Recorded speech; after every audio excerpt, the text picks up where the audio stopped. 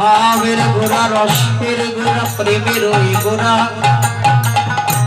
যোগে যারে যোগে পাই না বলি যারে ধ্যানে পাই না সেই গোলক বৃন্দাবনের ভগবান আমার আজ ওই সোনার গোলক বৃন্দাবন পরিত্যাগ করে এই কলিজীবের মলিনী দুর্দশা হেরে প্রভু যেন দুটি বাহু তুলে আজি হরি বলে ডাকে হরে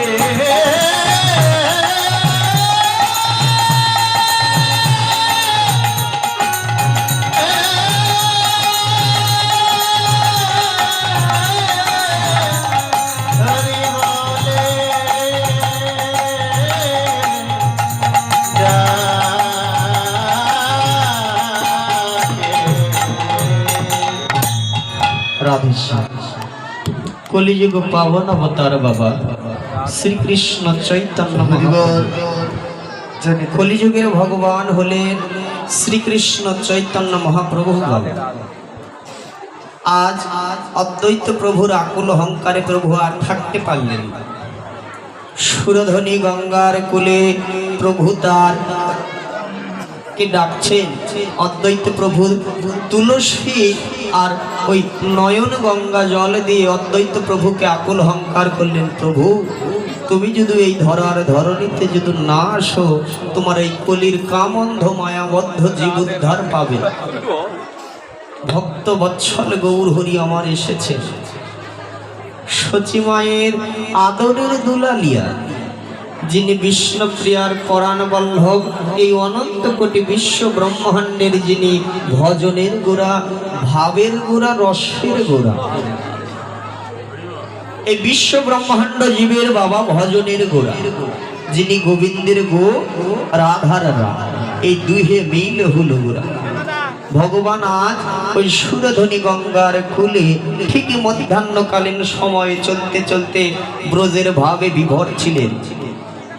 ইতিপূর্বে ভগবান আমার রাধা ভাবে বিভোর ছিলেন, ক্ষণকাল পূর্বেই ভগবান আবার এবারে কৃষ্ণ ভাবে বিভোর হয়েছে। ছিলেন রাধা ভাবে বিভোর, সূর্য পূজায় ছলনা করে ভগবান বের হলে এখন ভগবান কৃষ্ণ ভাবে বিভোর। তার অগণিত ভক্তদের নিয়ে হরিনাম সংকীর্তন করছে। মহাপ্রভু এই কলিজীবের জন্য নিয়ে এসেছেন সুধা মাখা মধু মাখা কৃষ্ণ নাম। বলল জীব তোমরা দুটি নয়নের জলে হা কৃষ্ণ বলে কাঁদো। জাগতিক জগতে দেখবেন মা কোলের সন্তানে যদি ধুলাই পরে যদি কাঁদে দেখবেন কিন্তু তার মা কিন্তু থাকতে পারে না, তার মা কিন্তু ছুটে কিন্তু চলে আসে, তার মা কিন্তু ছুটে চলে এসে সন্তানকে কিন্তু ওই ধুলা মাখা অবস্থায় কিন্তু কোলে তুলে নেয়। বাবা কাঁদছিস কেন, কাঁদিস না, এই দেখ আমি তোর মা তোর সম্মুখেই রয়েছে। মহাজন বললেন জীব তোমরা যদি নয়নের জলে যদি ধুলাই করে যদি সেই ভগবানকে যদি ডাকার মতো যদি ডাকিতে পারো, আমার ওই গোলক বিহারী ভগবানও ছুটে চলে আসে সেই ভক্তের নিকটে, এসে ভক্তকে হৃদয়ে জড়িয়ে ধরে বলে ভক্ত তুই কাঁদিস না, আমি রয়েছি তো, পৃথিবীতে তোর কোনো বান্ধব না থাকলেও আমি রয়েছি তোর পাশে। কিন্তু দেখবেন আমরা ভগবানকে ভুলে বসে রয়েছি। কথা দিয়েছিলাম ভগবান ওই ধরার ধরণীতে গিয়ে সুধা মাখা মধু মাখা নাম করব। কবে? যেদিন মাতৃ গর্ভে ছিলাম, যেদিন সপ্তম মাসে যেদিন ভগবান এসে দর্শন দিয়েছিলেন, সেদিন কেঁদে কেঁদে ভগবানের কাছে নিবেদন করেছিলাম, ভগবান তুমি একবারই মাতৃ জঠর যন্ত্রণা থেকে আমাদের পরিত্রাণ করে দাও। ওই ধরার ধরণীতে গিয়ে আমরা তোমার কৃষ্ণ নাম করব। সেদিনই বিনয়ের সুরে ভগবান নয়নে জলে খেতে বলেছিল জীব ওই ধরার ধরণীতে গেলে তো তোরা তো আমায় ভুলে যাবি রে। আমরা কেঁদে বলেছিলাম ভগবান কথা দিলাম ওই ধরার ধরণীতে গিয়ে আমরা তোমায় দিবানিশি নয়ন জলে ডাকবো। ভগবান বলেছিল জীব ওই জগতে গেলে তোরা ভাই পাবি, বন্ধু পাবি, মাতা পাবি, পিতা পাবি, আত্মীয় স্বজন পরিজন সকলকে পাবি, কিন্তু একবার আমার দিকে তাকিয়ে দেখ, জগতে যে আমার ভক্ত বিনে যে কোনো বান্ধব নেই, জগতে যে ভক্ত ছাড়া যে আমার যে আর কোনো বান্ধব নেই রে। পৃথিবীতে সকলে রয়েছে, কিন্তু আমার যে ভক্ত ছাড়া যে কেউ নেই। আমার যে ভক্তই সব, ভক্তই আমার মাতা, ভক্তই আমার পিতা, ভক্তই আমার গুরু, ভক্ত বিনে যে আমার আর কেউ নেই।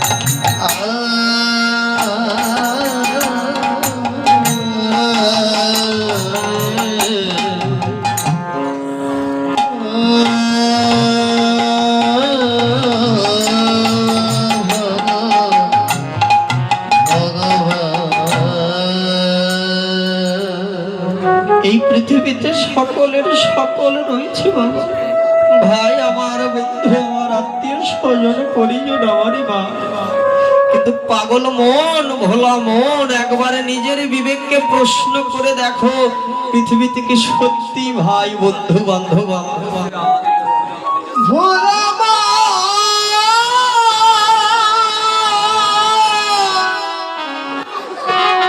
সত্যই কি আমার? বললেন ক্ষণকালের মায়ায় সংসার ভরা বাবা। ভাই যদি নিজের আপন জন যদি হবে, দেখবেন এক কাঠা জমির জন্য ভাই, দেখবেন ভাই ভাই মারামারি, খুনোখুনি।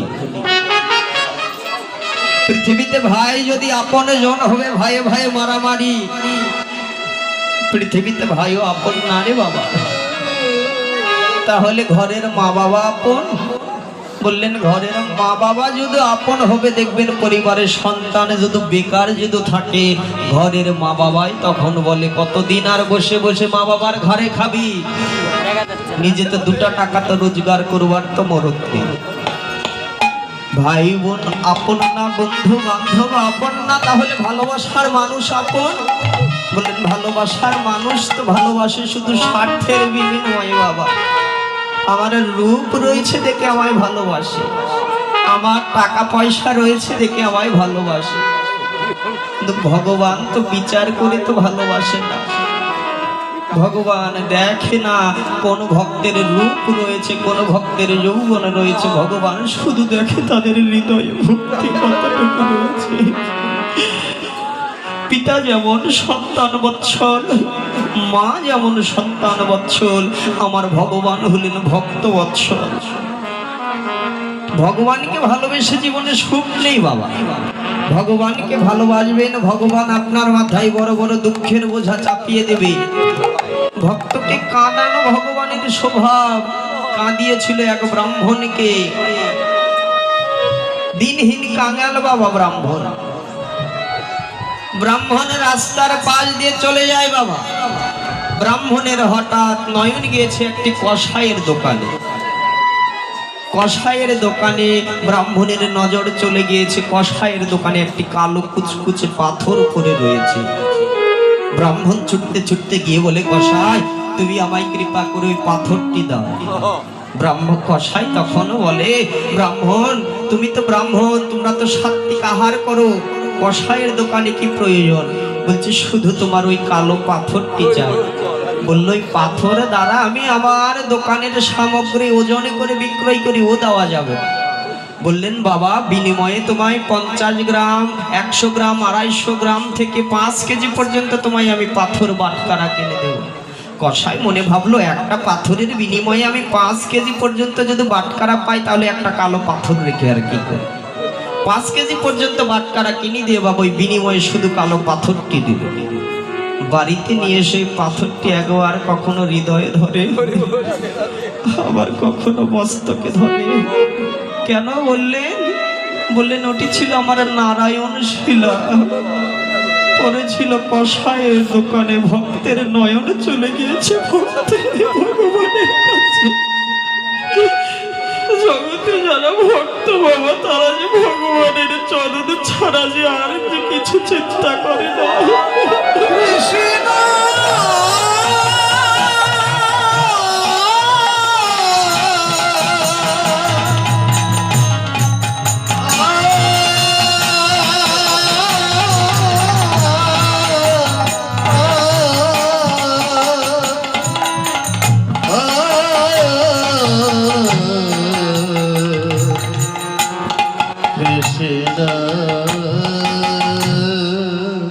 জগতে যারা ভক্ত হয়েছে বাবা তাদের নয়নে জাগতিক জগতের অন্য কোথাও যায় না, তাদের নয়ন চলে যায় শুধু ওই ভগবানের চরণে।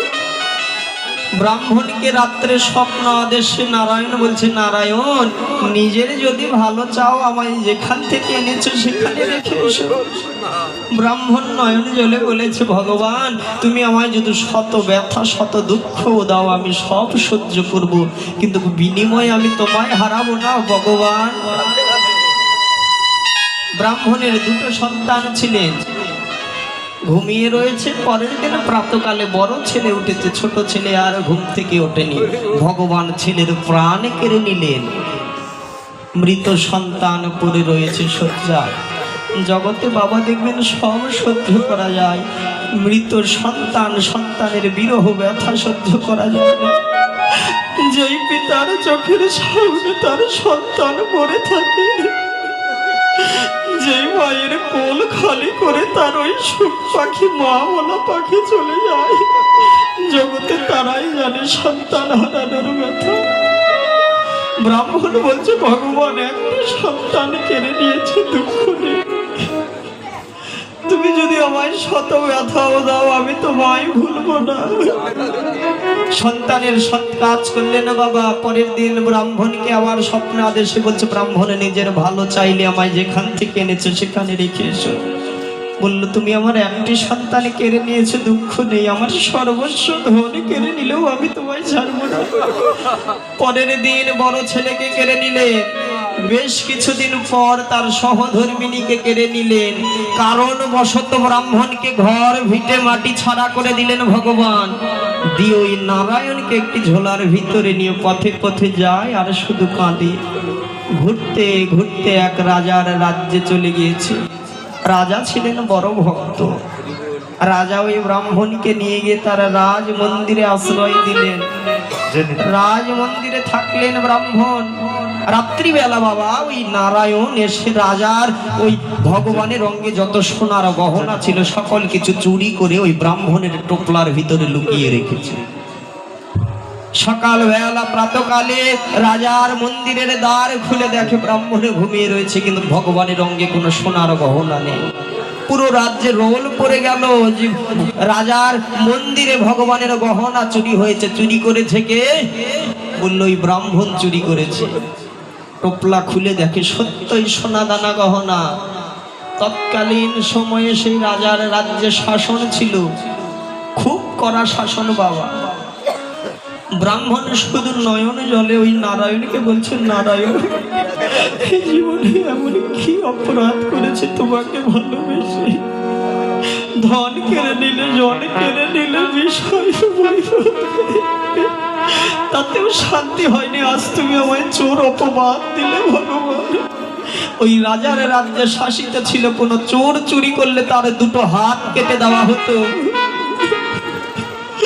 ব্রাহ্মণকে টানতে টানতে নিয়ে যাচ্ছে দুটো হাত কেটে দিবে বলে। ব্রাহ্মণ অজানে নয়নে কেঁদে বলতো, ও গো ভগবান,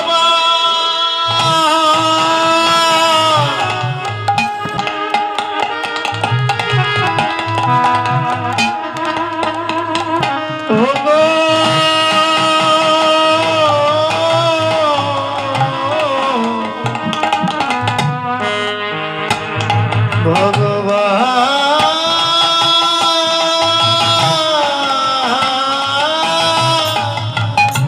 ব্রাহ্মণকে মা টানতে টানতে নিয়ে যাচ্ছে, তারে দুটো ওই হাত কেটে দিবে বলে। ব্রাহ্মণ শুধু বিনয়ের সুরে বলে, ভগবান এই সেবাযোগ্য দুটো হাতে যদি কেটে দাও, আমি কোন হাতে তোমার চরণে ফুল তুলসী দিব ভগবান।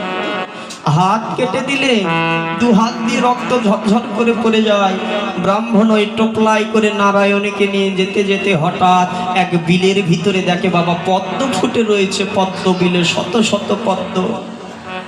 ব্রাহ্মণ এখন বলছে, ভগবান নারায়ণ, পদ্ম বড় তোমার ভালোবাসো, তুমি তো পদ্মের উপরেই তো বিরাজ করো, কিন্তু ভগবান আজ তো আমার আর হাত নেই, চাইলেও একটি পদ্ম নিয়ে এসে তোমার চরণে দিতে পারবো। কোন অপরাধ, কোন পাপের কারণে তুমি আমার দুটো হাত কেটে নিলে ভগবান? আজ আর চাইলেও তোমার চরণে আমি পদ্ম দিতে পারবো না। হাত নেই তো কি হয়েছে দয়াময়, মুখ তো রয়েছে, বদন তো রয়েছে। ওই পদ্ম বিলে ব্রাহ্মণ দিল ঝাঁপ। একে তো কাটা হাত, পদ্মের ডাড়ায় দেখবেন বা মা শত শত কাঁটা থাকে, খোঁচা খোঁচা কাঁটা। ওই কাটা হাতে যখন ওই কাঁটাগুলো যখন ফোটে আর আত্মনাদ করে দুঃখ দাও, জ্বালা দাও, যন্ত্রণা দাও।